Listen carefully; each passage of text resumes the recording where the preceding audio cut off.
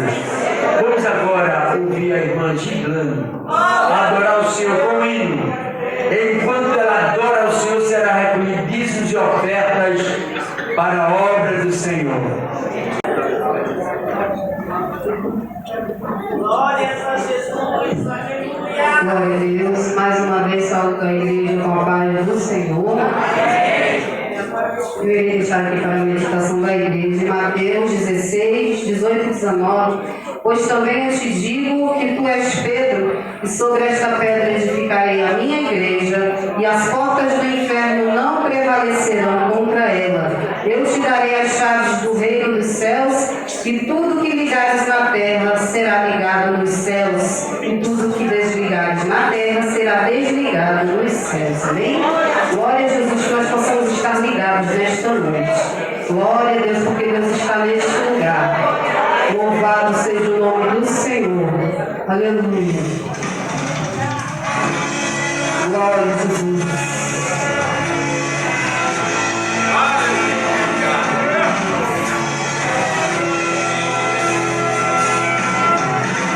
Adoro esta noite.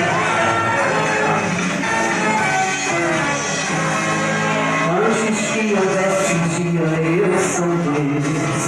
Continuarei a existir. Depois de tudo, o universo está debaixo da minha lei.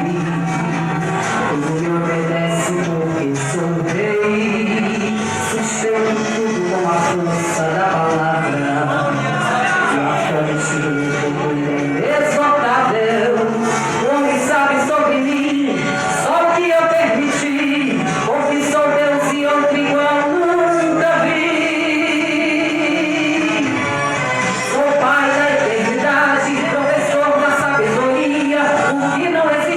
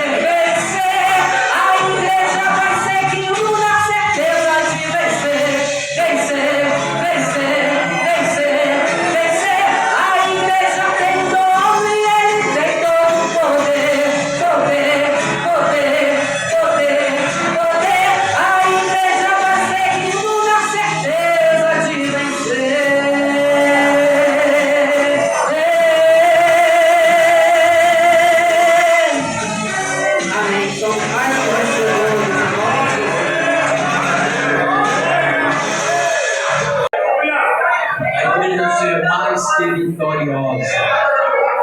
A pessoa bendita do Senhor Jesus Cristo. Porque o nosso monte tem uma incumbência em entregar o recado de Deus. Vamos aqui chamar o nosso pastor. Faça oração por ele, pastor. Jair. Meus irmãos, a paz do Senhor. Vamos orar. Senhor, toma teu servo sobre as tuas mãos e teus cuidados na noite deste dia. Pai, prepara o nosso coração pela semente que vai ser lançada neste momento. Na medida que teu servo estiver ministrando a tua palavra, Deus, cuida da sua família, toma a sua casa sob as tuas mãos, os sonhos e os projetos que ele colocou diante do teu altar. Meu Pai, saca ele da tua aljava nesta noite e acerta o teu alvo. É isso que nós te pedimos e agradecemos no nome de Jesus. Amém. Graças a Deus. Glória a Deus. A senhora Gregório,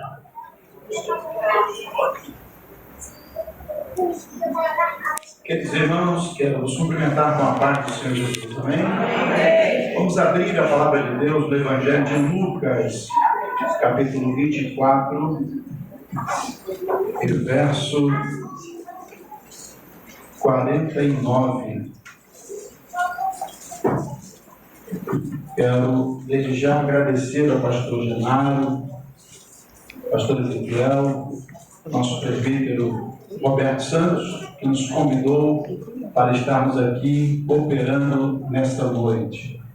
Quando nos acharam, Evangelho de Lucas, capítulo 24 e o verso 49, digam amém. Amém. Podemos ler todos juntos? Eu sei que tem versões diversas, mas eu acredito que deve ter um telão aí, e deve ser a mesma versão que a minha. Arque, né? Vamos lá. 1, 2, já. E eis que sobre vós envio a promessa de meu Pai. Ficai, porém, na cidade de Jerusalém, até que o alto sejais revestidos de poder. Atos dos Apóstolos, capítulo 4, e o verso de número 31, que é o tema desta festividade, aniversariantes dos conjuntos nessa noite. Atos dos Apóstolos, capítulo 4, verso 31. Todos juntos, vamos lá? 1, 2, já. E tendo eles orado, moveu-se o lugar em que estavam reunidos, e todos foram cheios do Espírito Santo e anunciavam com ousadia a palavra de Deus. Pode tomar assento, querido, glorificando e exaltando o nome do Senhor.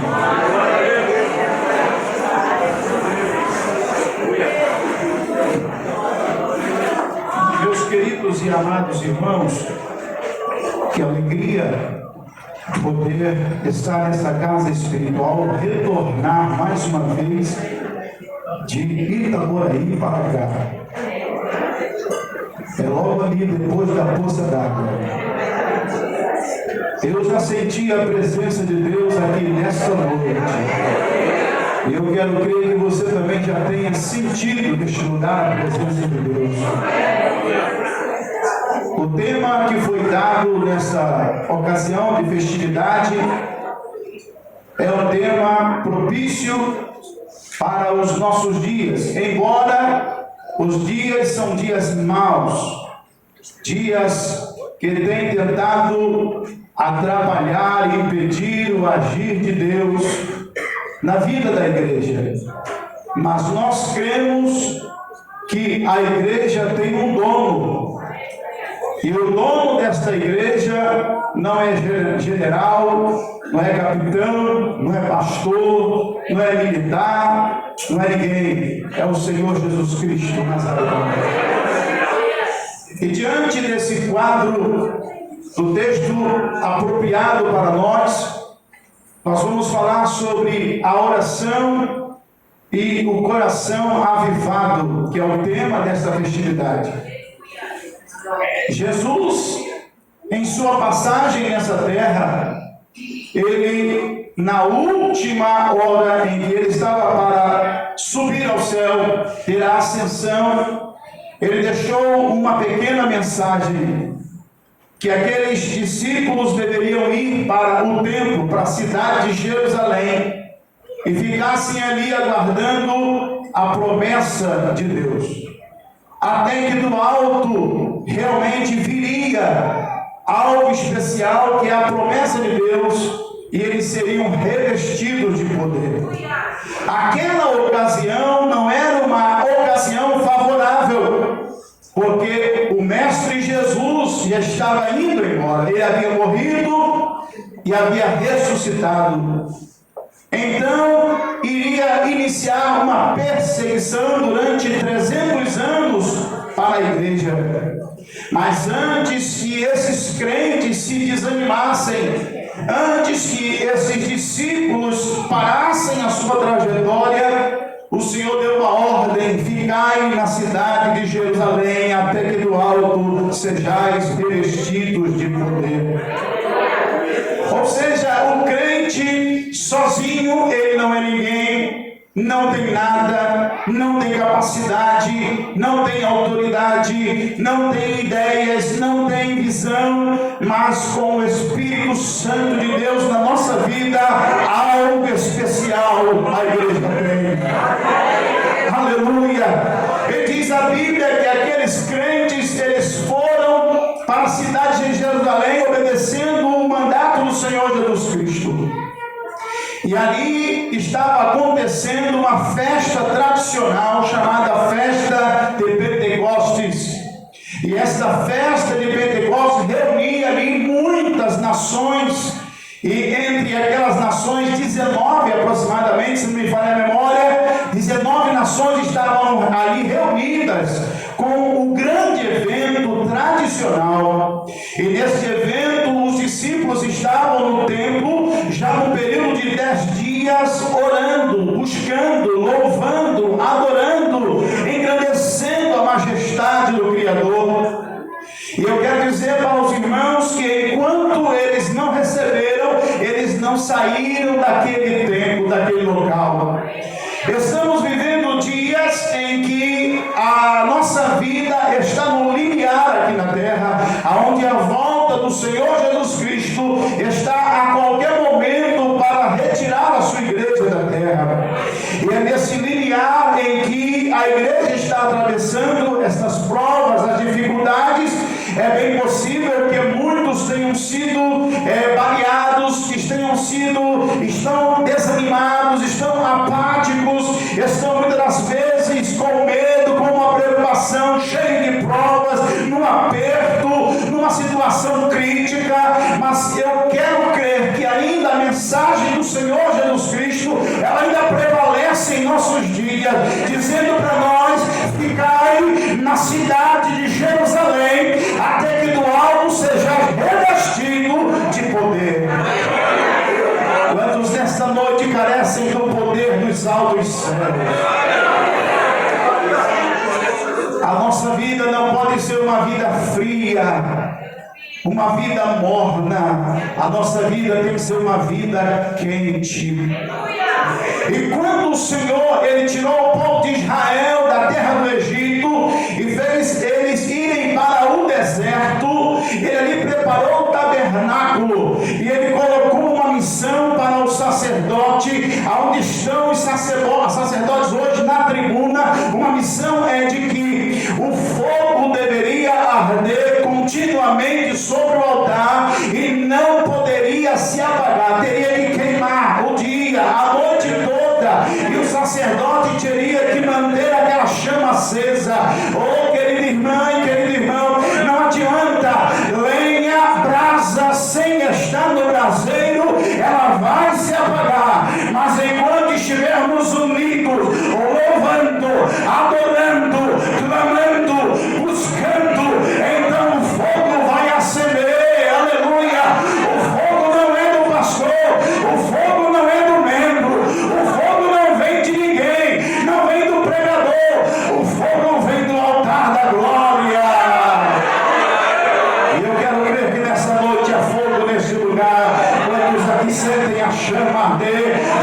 nossos corações. No capítulo 1 de Atos, porque o livro de Atos é um complemento do Evangelho de Lucas. Ou seja, o médico Lucas, ele escreve o livro de Lucas e depois ele vai escrever o livro de Atos, e você vai ver que é uma continuidade deste livro. No primeiro capítulo de Atos, nós vemos aqui a ascensão de Jesus, aonde o Senhor está subindo aos céus, e ali uma eleição para se escolher um novo discípulo, porque Judas havia se suicidado, Judas havia sido morto, e os discípulos no primeiro capítulo de Atos, eles estão escolhendo pelo Espírito Santo um novo discípulo que veio a ser Matias.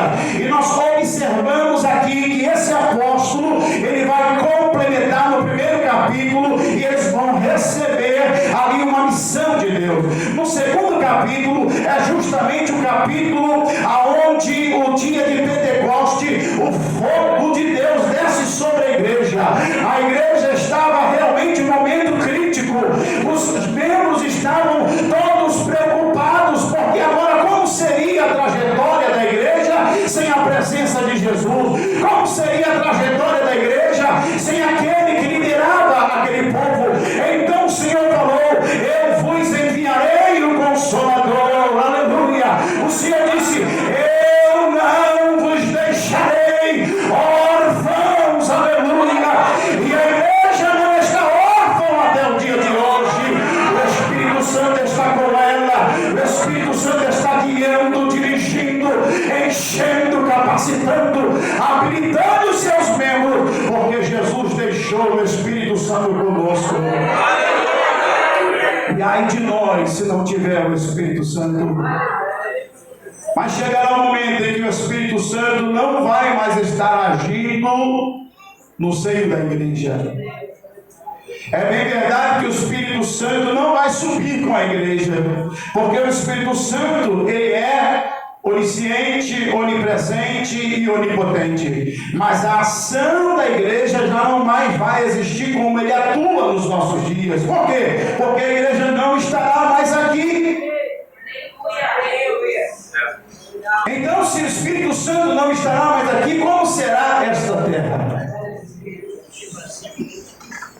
A nossa pergunta é: o que nós estamos fazendo enquanto o Espírito Santo está neste lugar? Como tem sido a nossa vida? Como tem sido a nossa intimidade, a nossa comunhão, o nosso relacionamento com Deus? Nós estamos colocando lenha no braseiro para manter a chama acesa, ou ela está fora do braseiro, quase se apagando?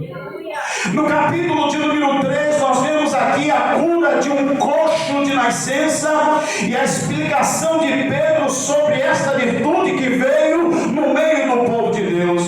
O livro de Atos relata muitos acontecimentos e milagres de uma forma miraculosa, do agir e do poder de Deus sobre os discípulos por meio de uma vida de oração. Porque muitas coisas não têm acontecido em nossos dias, porque hoje a nossa vida de oração já não é mais aquela. Hoje a nossa vida de intimidade já não é mais aquela. Mas o Senhor, Ele quer realmente mover a igreja nos nossos dias. Mas como mover a igreja se hoje a oração não é mais a coisa primordial? O nosso relacionamento com Deus às vezes só fica resumido no templo, na igreja. Já não há mais aqueles que tiram um período de intimidade com Deus. Há exceções, eu não vou dizer que são todos. Há exceções de algumas pessoas que ainda na sua casa fecham a porta do seu quarto e começam a ter um relacionamento, uma intimidade, a entrar na sala do trono. E eu quero dizer que para o fogo cair, você não precisa estar somente na igreja. Dentro do quarto o fogo cai, na rua o fogo cai, no trabalho o fogo cai. Aleluia! Porque o Espírito Santo está lá, naquele lugar. Aleluia! E nós lembrar quando eu estava nos Talebos naval, ainda no meu escritório, trabalhando ali como assistente de produção, e nós estávamos ouvindo uma música bem suave no computador, e de repente orando, falando com Deus e pensando no arrebatamento, o Senhor começou a me visitar no escritório, e eu comecei a olhar para os lados, eu não sabia o que eu iria fazer, e comecei em espírito a falar em mistério com Deus, e o Senhor me visitava naquele lugar, sentado naquele escritório. Sabe por quê? Para o Espírito Santo acender a fogueira, ele não precisa de movimento de festa, ele não precisa de movimento de pregador, ele não precisa de replé, ele não precisa de nada, ele precisa de um coração contrito, um coração de adorador, um coração que busca, um coração que tem uma intimidade com ele. Eu quero crer que nessa noite tem coração de adoradores neste lugar.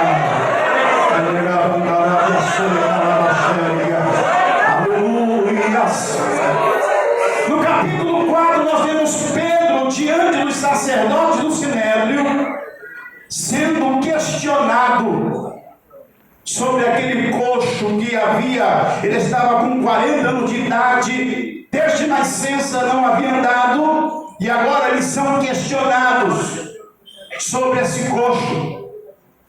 E eles pediram aos discípulos: olha, não fale mais sobre esse tal Jesus.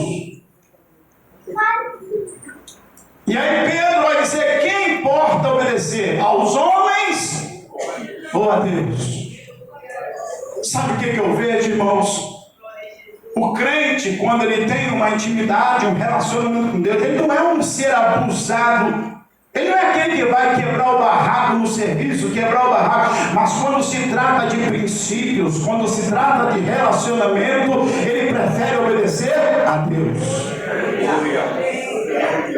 Porque, meus irmãos, o que o inimigo tem tentado fazer, não somente com o crente, mas com a igreja, é aplacar os nossos princípios. Aplacar e paralisar a nossa intimidade com Deus.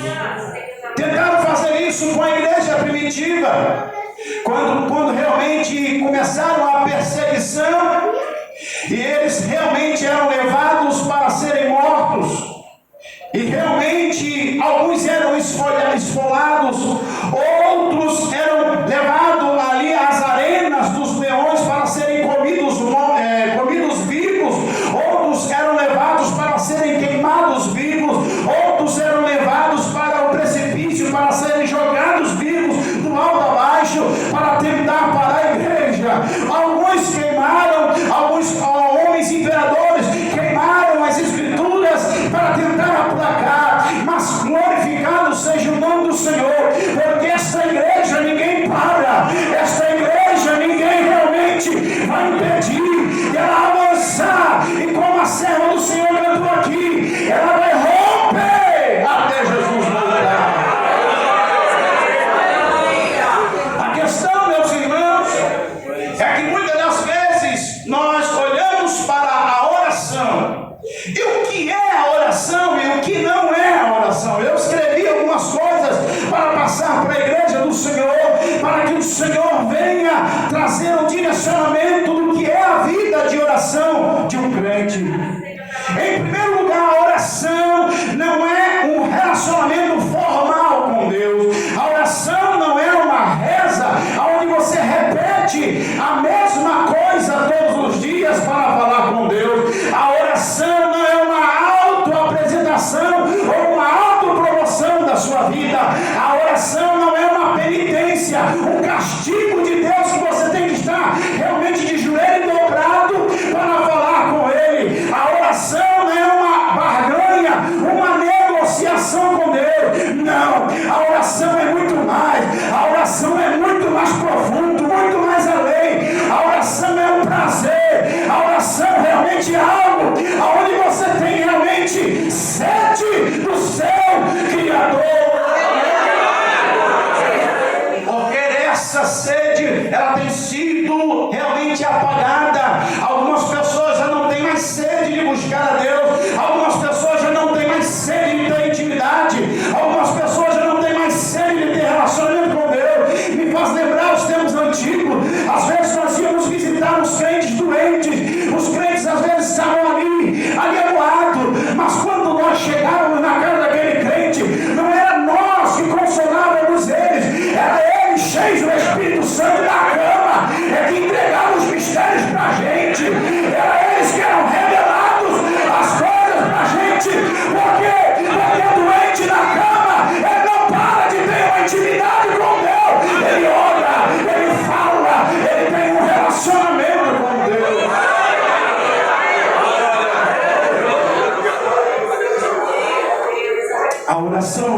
é um hábito comum. A oração é um diálogo com Deus, entre a criatura e o seu Criador. A oração se classifica em 11 partes. A primeira, a oração se classifica em submissão, em você reconhecer que você é pó, que você é cinza, que você não é nada. Porque nós não temos nada, não fazemos nada se não for a graça de Deus. Em segundo lugar, a oração é uma veneração ao Criador, um reconhecimento da majestade, realmente da santidade de Deus. Se nós não reconhecermos que Ele é majestoso, que Ele é santo, que Ele é Criador, porque Ele é Criador, eu sou criatura, Ele é Senhor, eu sou apenas um servo, Ele é aquele que tudo pode, eu nada posso, Ele é celestial, eu sou terreno, e por isso eu tenho que reconhecer e venerá-lo. Em terceiro lugar, a oração, ela pode ser classificada em uma intercessão. É aquele pedido por uma outra pessoa. E eu quero dizer por uma coisa para os irmãos nesta noite: existem muitas pessoas que elas só sabem pedir, mas pedir para si. Senhor, me abençoa, Senhor, me prospera, Senhor, me cura, Senhor, me ajuda, Senhor, me torna capaz, Senhor, me habilita, Senhor, venha, Senhor, me auxiliar, Senhor, me dá visão. Mas a oração importante é quando você realmente intercede por outro. Senhor, abençoa o pastor, Senhor, abençoa a irmã, Senhor, abençoa a vizinha, abençoa aquele que se diz ser meu inimigo, abençoa, Senhor, aquele que está doente. Oh, queridos irmãos, se nós tivéssemos uma relação de nomes dos irmãos da igreja, a nossa oração iria durar 1 hora.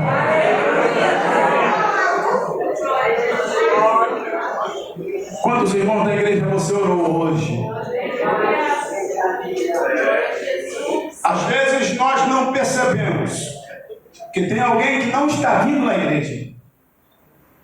E às vezes não conhecemos o nome, não conhecemos o endereço, não conhecemos o telefone, não conhecemos nada. E muito menos oramos por aquela vida. Um dos grandes hábitos que nós teríamos que ter é conhecer os nomes de todos os irmãos da igreja. E quando dobrarmos os nossos joelhos, colocar nominalmente: Senhor, o teu servo, esposo da tua serva, com os filhos ali, cada um citando o nome deles. Senhor, eu não sei o que esta família está passando, eu não sei o que eles estão precisando, eu estou sentindo falta deles. Senhor, entra naquele lar, naquela casa, naquela família. Senhor, supre, provê, abre porta, Senhor, cura, Senhor, ó Deus, mostra, revela, desperta, aviva, renova, acende. Aleluia!